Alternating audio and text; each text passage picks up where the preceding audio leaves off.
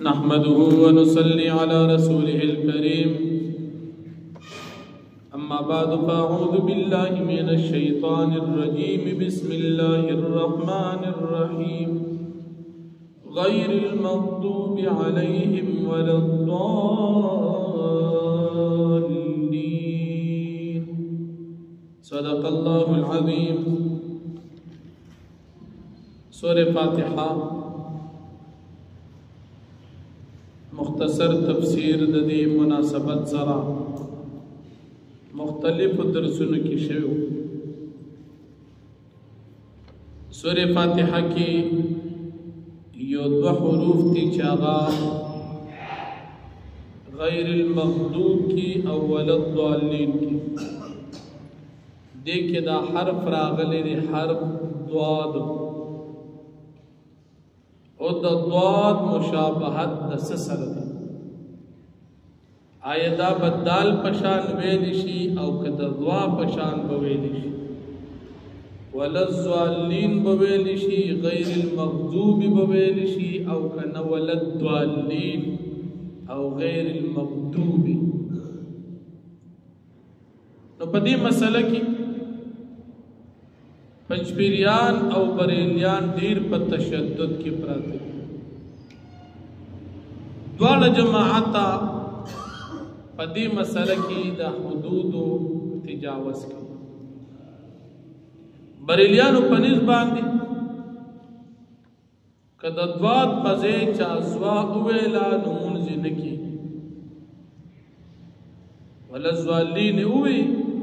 بس مونځ اړو کېږي. دغه شان دا پنځپیریانو پکې هم تشدد دی، هغوی په زور باندې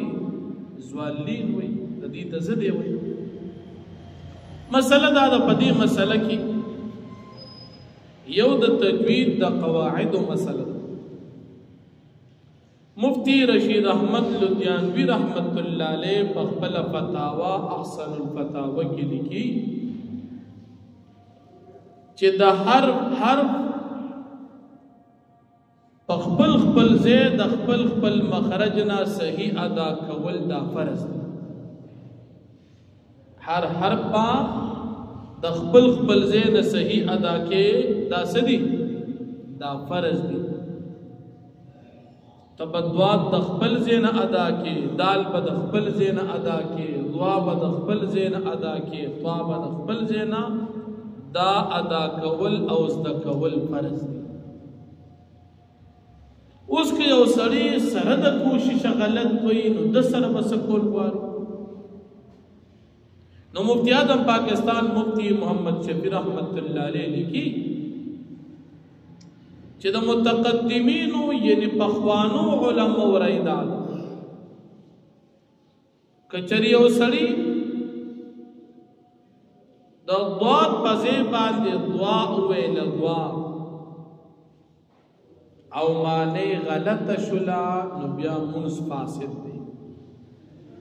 او که معنی غلطه نه شوله نو بیا مونځ صحیح دی. دا د متقدمینو وینا ده. او د رستنو علماء د متأخرینو وینا مطابق مفتی محمد شفیع رحمت اللہ علیہ دالی کی کچری بغیر اختیار پنا پوہے سرا دا ضاد پزے باندې ضوا ادا شو نو د دې سړی دا مونځ ادا شو. لیکن کچری او سړی خفوی د او قصدن د ضاد پزے باندې ضوا وایي او معنی غلط شولا نو مونځ به بیا مات شي، لکه څنګه چې د متقدمین علماء فتوا ده. د دې حروف الله پاک خپل ځایونه مقرر کړي، د هغې نه ادا کړي. حروف یو کم 30 حرفونه دي او د دې مخرجونه 19 دي. د واو الف یا ځان له مخرج دي، جوف دهن ورته ویلی شي.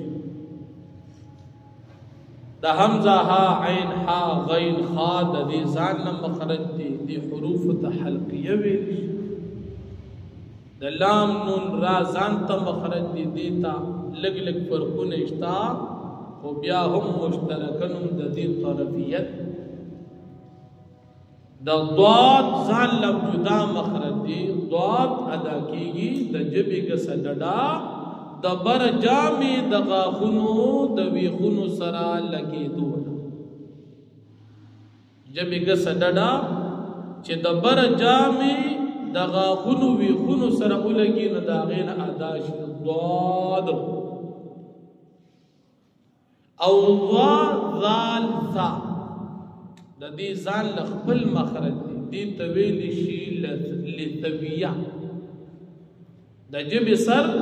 د مخامخ غاښونو د اورو سره چې ولګېږي د هغې نه ادا کېږي ضا ذال ذا مخرجونه جدا دي یو د جامې د غاښونو نه ادا کېږي یو د مخامخ نه ادا کېږي یو کې د ژبې سر دی او د بل د ژبې غاړه ده نو مخرجونه جدا دي د ضاد مخرج جدا او د ضا جدا لیکن دې کې ادا کول ډېر په مشقت او په تکلیف دي د ضاد او د ضا فرق کول دا ډېر زیات ګران دي په ټولو مخرجونو کې ګران مخرج د ضاد دی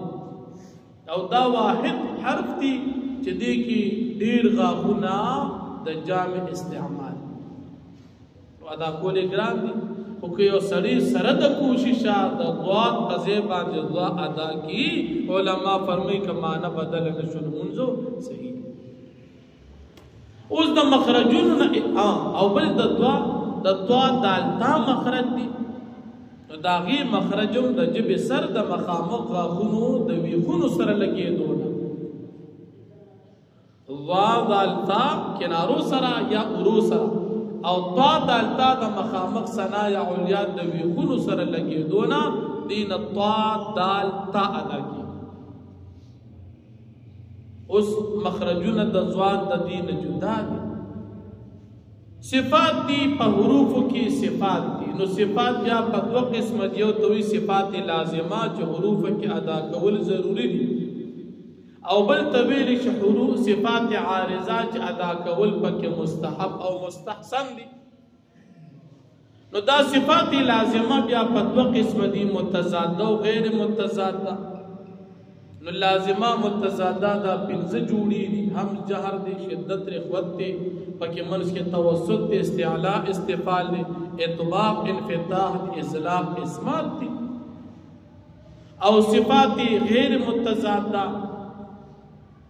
لازمه غیر متضاده دا قلقله دی تفشید استطالت دی تقریر دی دا صفات لازمه غیر متضاده دی نو بعض حروف نشته او بعض کې نشته دا صفات په حروف کې ادا کول هم ضروری دي نو بیا مو چې په صفاتو کې وکتل نو د ضاد او د ضا صفاتونه یوځي دي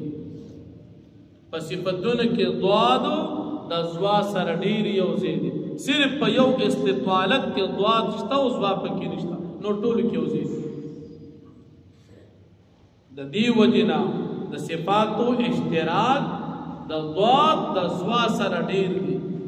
نو که ضاد ادا شي د ضا سره مشابه د هغې په شان نو دا مناسب دي په نسبت د دې چې ضاد ادا شي د دال سره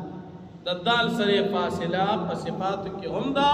او په مخرج کې هم ده د دې تعلق د علم تجوید سره دی موږ هم ډېر وخت وړاندې کړی تقریبا د نن نه یو 22 کال وړاندې د تجوید موږ کړی دی 22 کال وړاندې نو وخت ډېر تېر شو هغه لیکل میکل رانه تقریبا ډېر حده پورې هېر شوي کافي وخت شو 2003 2-1 کې موږ تجوید کړی 1-2-3 او بیا په 4 کې موږ د هغې بیا چې کوم سندي امتحاني وفاق هغه مو ورکړو نو زمانه ډېره وشوه د لیکله خبرې تقریبا موږ نه ډېرې هېر دي خو الحمدلله چې کوم ضروري د دې ادا کول دي هغې کې مو کوشش هم جاری وي الله دې زموږ او ستاسو حروف د قرآن مجید صحیح ادا کولو توفیق نصیب نو په دې ځای کې مسله د ضاد د ضا سره د مشابهت ډېروالی او د دال سره مشابهت کموالی خو بیا هم صحیح ادا کولو کې کوشش پکار نو چې څوک وایي چې ضاد په ځای د ضوا ادا که مونځ مات شو دا هم غلطه وایي او د ضاد په ځای د دال ادا که دا هم غلطه وایي کوشش پکار دی چې سړی ضاد صحیح ادا کی محنت بکی علا بیغاړه خلاصیږي د متقدمین علماء او د متأخرین مذهب تاسو ته بیان شو په دې مسله باندې مفتی رشید احمد لدھیانوی رحمت الله علیه په دې خپل فتاوا کې تقریبا اوږده غټه رساله لیکلې د الارشاد الى مخرج الضاد په دې باندې مستقل رساله لیکلې د خپل کتاب احسن فتاوا جلد نمبر 3 کې نو مسله اهم دا خو تشدد او سختی پکې پکار نه دا سړی په خپل مهنت او کوشش باندې پړ دی نو دا حروف ادا کول د ټول ادا کول باندې مهنت پکار دی الله دې موږ او تاسو ته عمل کول توفیق راکړي